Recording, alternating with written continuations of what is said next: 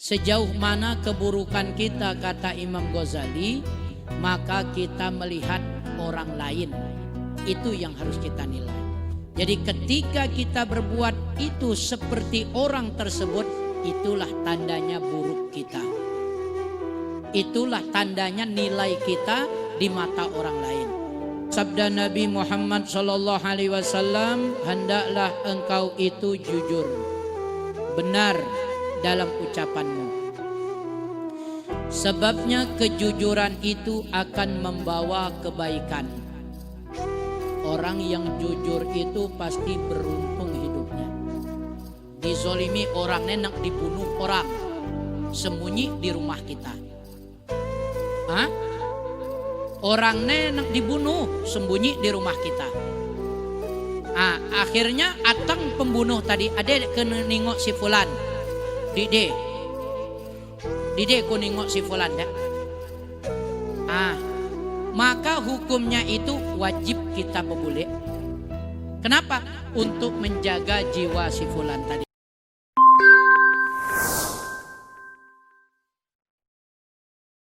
Bismillahirrahmanirrahim. Assalamualaikum warahmatullahi wabarakatuh. Alhamdulillah. Alhamdulillahi rabbil alamin. Wal aqibatu lil muttaqin wala udwana illa 'alal zalimin. Asyhadu an la ilaha illallah wahdahu la syarika lah.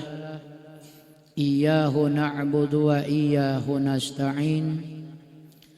Wa asyhadu anna Muhammadan abduhu wa rasuluh sayyidul anbiya'i wal mursalin. Allahumma salli ala sayyidina Muhammad wa ala alihi wa sahbihi ajma'in.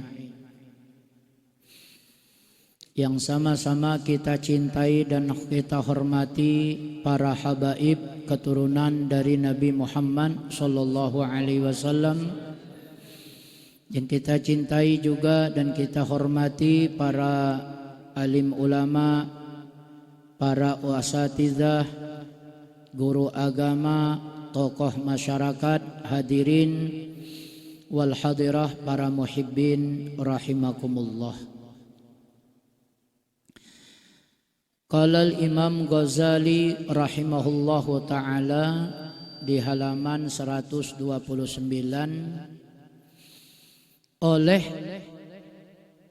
karena itu jagalah lidahmu dari 8 perkara. Yang pertama adalah bohong. Maka janganlah engkau berbohong sama ada bersungguh-sungguh atau bergurau. Dan jangan engkau biasakan dirimu berbohong dalam bergurau. Nanti akhirnya engkau akan berbohong dengan cara bersungguh-sungguh. Para hadirin muhibbin rahimakumullah. Al-Imam Ghazali menjelaskan kepada kita agar kita selalu menjaga lisan kita dari kadzib, artinya bebuli.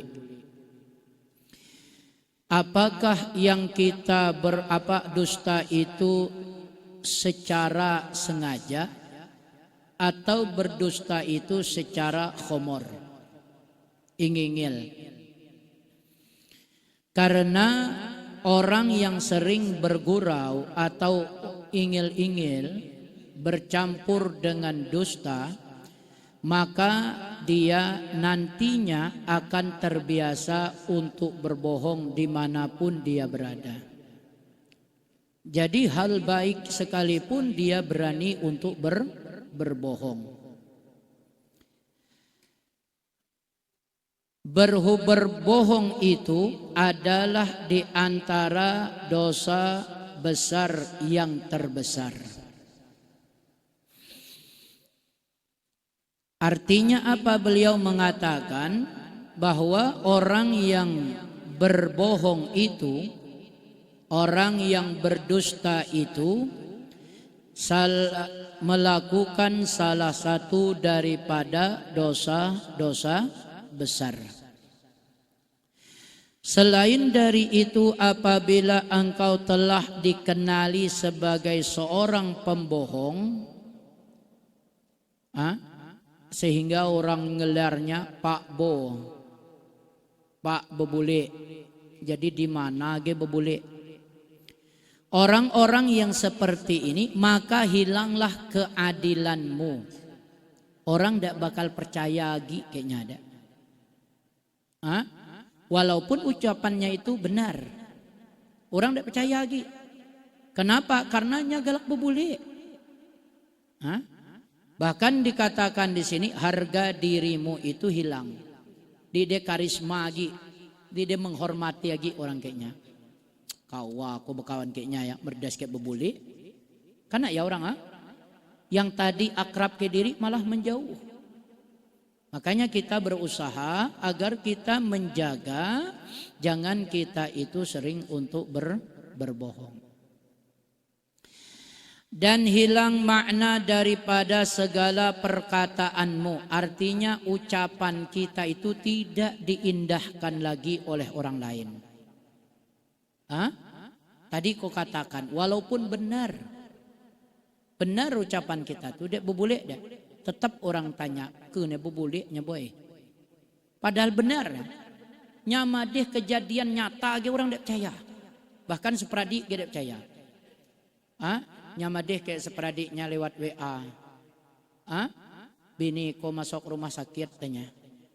Bales gali-gali orang lah kayak bebule nih, kayak ngerahul, kayak ngerape nih. Nah ya gali-gali ya. Kenapa orang dek percaya sih bebule terus? Itu akibatnya kalau kita sering bebule atau berbohong. Kadang-kadang lah kasar jawab ngerape gawe gini.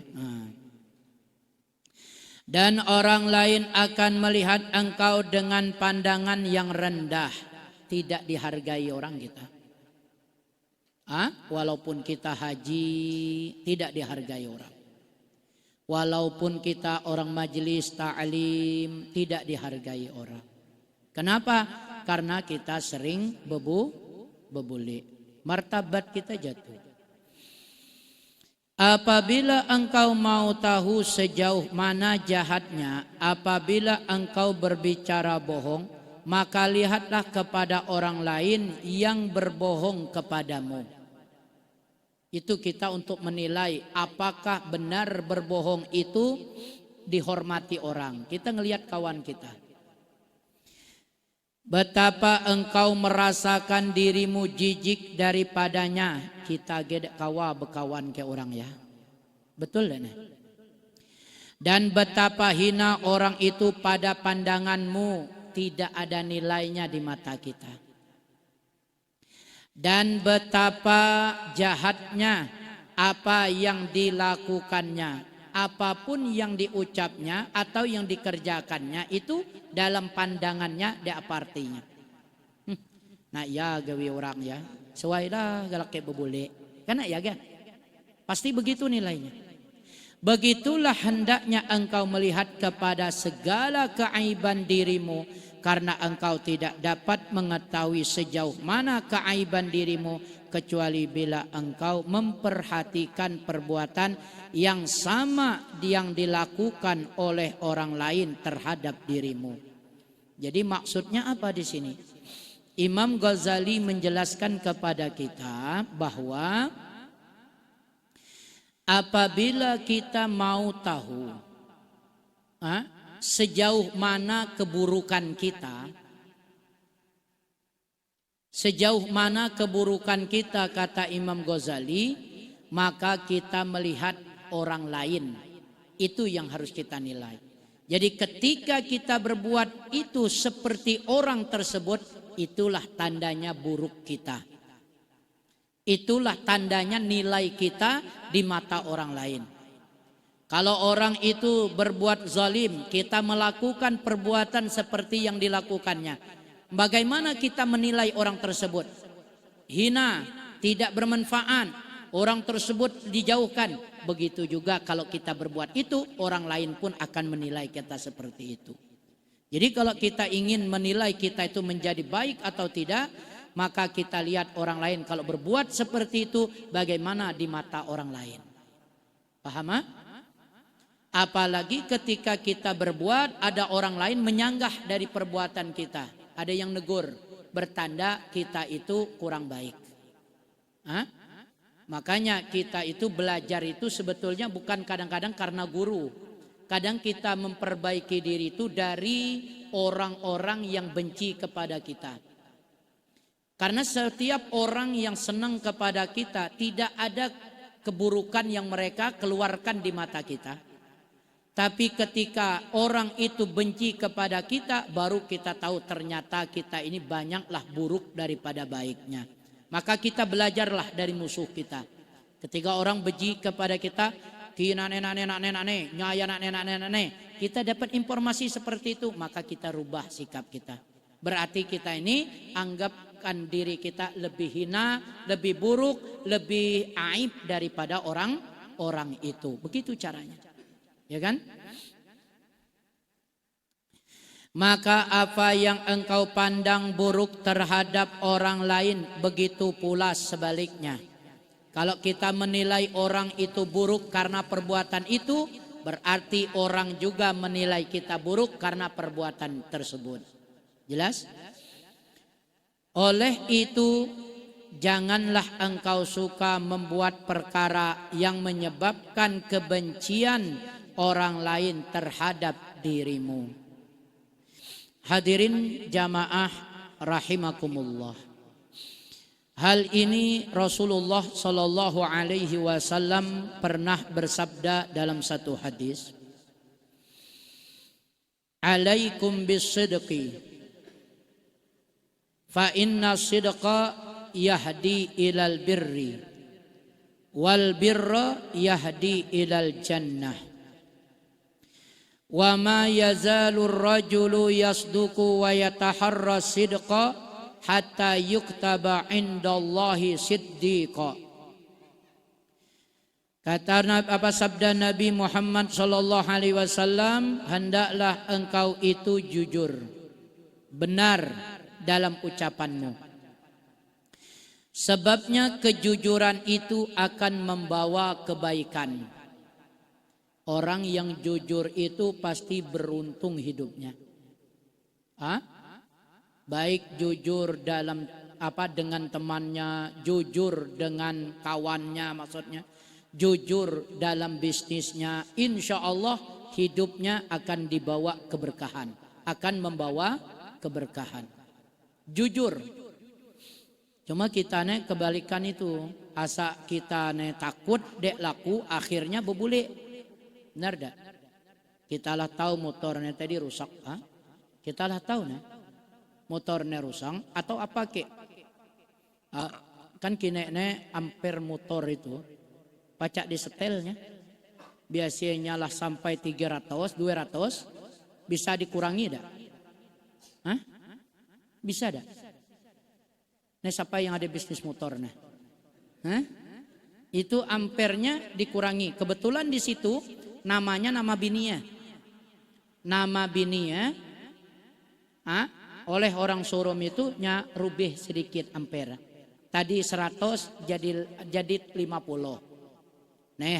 Kajian tahun tua. Memang 2015 tapi pemakaiannya orang mentina. Memang tengok kalau dia percaya STNK ya. Memang benar di STNK. Sedangkan ampere beri 50.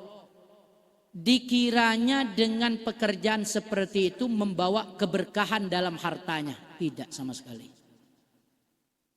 Tidak akan berkah hartanya. Sebanyak apapun tunggu musibah di akhir harta kita. Banyak risiko, banyak apa. Mungkin kita bisa terlilit dengan utang gara-gara kita tidak jujur di dalam perkara tersebut. Karena Nabi SAW mengatakan, kata Nabi, fa inna sidqa yahdi ilal bir. Orang yang jujur itu kata Nabi akan membawa keberuntungan. akan membawa kebaikan selama-lamanya. Jangan takut kita. Kalau motor itu ada rusaknya padeh be. Motornya di sini rusak Kita padeh, cuma aku nak mucak dek pacak, jadi motor sini. Kata orang dek laku, insya Allah dengan kejujuran kita, Allah akan berkahkan usaha kita. Jangan takut. Jangan takut. Wal birra yahdi ilal jannah. Kejujuran itu kata Nabi bisa membawa kita ke dalam surga. Wa ma yazalu rajulu yasduqu wa yataharra sidqa hatta yuktaba indallahi siddiqa. Senantiasa seorang laki-laki itu jujur dan menjaga kejujurannya, sehingga dia ditulis di sisi Allah menjadi orang-orang yang jujur. Siddiqa, menjadi orang-orang yang jujur. Wa iyyakum wal kadhiba fa innal kadhiba yahdi ilal fujur wa innal fujura yahdi ilan nar wa ma yazalul abdu yakdhibu wa yataharral kadhiba hatta yuktaba indallahi kadzdzaba. Kata Rasulullah sallallahu alaihi wasallam, hindarilah kamu daripada dusta. Sesungguhnya kedustaan itu akan membawa kepada fujur, kejahatan. Sesungguhnya fujur itu akan menyeret kamu ke dalam neraka. Bila kita disebut orang jahat, maka kita akan diseret ke neraka. Senantiasa orang itu melakukan dusta dan dia terus menerus perbuatan dosa tersebut, dusta tersebut, sehingga ditulis di sisi Allah kadzdzaba, pendusta. Na'udzubillahi min dzalik. Ini kita minta perlindungan dari Allah Subhanahu wa taala. Hadirin jamaah rahimakumullah. Al-Imam Nawawi rahimahullahu taala menulis di dalam kitab beliau, di antaranya Al-Azkar, Riyadhus Shalihin. Apa kata Imam Nawawi? Wa'lam annal kalam wasilah ilal maqasid. Fakullu maqsudin mahmudun yumkinu tawassulu ilaihi bisirki wal kadhib. Fal kadhibu fihi haram li'adamil hajati ilaihi. Kata beliau, ketahuilah olehmu bahwasanya bicara itu wasilah ilal maqasid, adalah wasilah kepada tujuan kita. Artinya kita itu ketika bicara memang ada tujuannya kita untuk bicara. Dan tujuan tersebut baik, tetapi bisa muncul dari jujur atau juga muncul dari dusta. Kita itu bisa ingin mendapati sesuatu dari ucapan kita itu, bisa diperoleh dengan jujur, bisa diperoleh dengan dusta. Kalau terjadi seperti itu, fal kadhibu fihi haramun, berdusta di saat itu hukumnya diharamkan Allah Subhanahu wa taala. Bahkan itu termasuk min akbaril kabair, termasuk dosa-dosa besar. Tetapi apabila kita ingin mendapatkan sesuatu tadi, tidak akan didapati kecuali dengan dusta. Maka boleh kita tadi untuk berdusta. Boleh. Berdusta ini kita itu misalnya ingin mendapatkan sesuatu atau ingin mendapatkan kebaikan, tapi tidak bisa dilakukan dengan jujur, tidak bisa. Harus dusta. Maka hukum berdusta di situ jadi boleh. Tetapi apabila kita menyelesaikan masalah itu hukumnya wajib, mendapatkan masalah itu adalah wajib, dan tidak akan bisa dilakukan kecuali harus berdusta, maka hukum berdustanya itu wajib. Kira-kira jelas tidak masalahnya? Mau dicontohkan? Jangan tersinggung nih contohnya. Misalnya di sini kita di sini, tak siapa Ustadz Zai atau Ustadz Azari siapa ya? Ayo, nah. Misalnya bebini siko agi. Bebini dua ceritanya. Nah sekali ku buat contoh lah mulai semangat umana. Bebini duanya nah. Kalau kau jujur ke bini pertama, ribut luar biasa. Pacak piring kena kepala. TV pacak tunggang langgang. Jadi macan bini kita di rumah. Betul dak? Tapi kok nggak akan ngajar dek benar nah? Nah hukum. Akhirnya tadi terpaksa bebule demi untuk menjaga keluarga dengan bini pertama. Maka hukumnya itu mubah, boleh dalam Islam. Tidak diharamkan. Kata yang bebini, boreo. Senang ngatai kotanya. Man pacak lah komedas kayak bebule gawe ya. Oh. Ini untuk menjaga namanya. Ini hukummu mubah. Atau umpamanya kita itu berdusta dalam wajib. Wajib kita berdusta. Mana contohnya? Ada orang terzolimi. Dizolimi orang nenek dibunuh orang. Sembunyi di rumah kita. Hah? Orang nenek dibunuh sembunyi di rumah kita. Akhirnya atang pembunuh tadi ada kena nengok si fulan.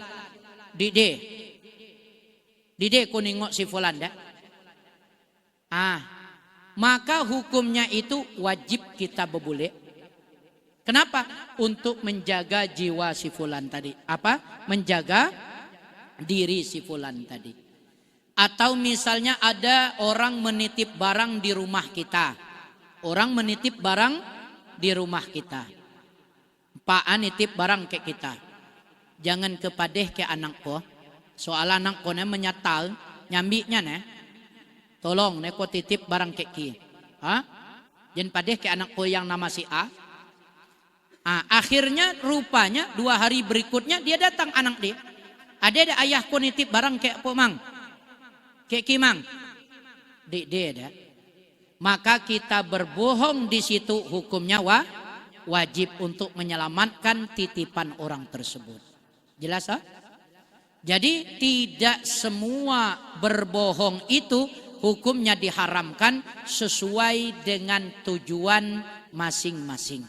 Bila tujuannya itu untuk mengislahkan keluarga kita, jangan sampai ribut, jangan sampai terjadi peperangan jihad dalam rumah, maka kita tadi berbohong demi untuk menjaga keutuhan keluarga, hukumnya mubah, boleh.